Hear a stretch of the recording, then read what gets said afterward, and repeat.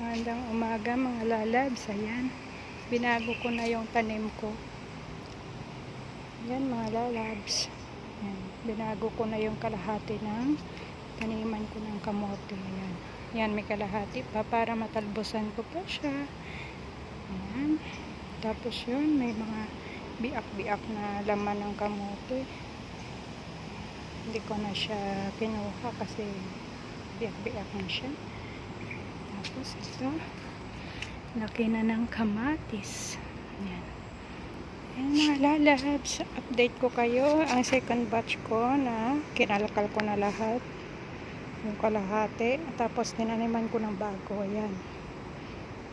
Tapos tingnan nyo kung gaano kalalaki yung mga nakuha ko mga lalabs.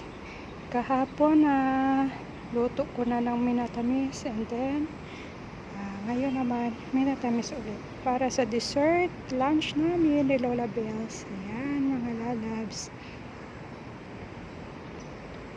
Pakita ko sa inyo. Ayan, mga lalabs. Ayan, marami. Marami ang kuha natin ngayon. Tsaka,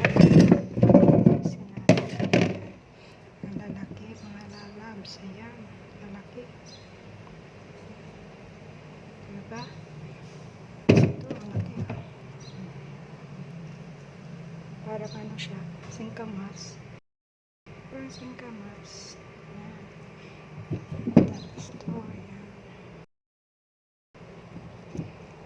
Ano, parang mga singkamas yung style. Ayan, mga lalabs. Ayan. Ang dami-dami na yung nakuha natin ngayon. At tugasan natin at gawin na naman natin minatamis. Thank you for watching mga lalabs.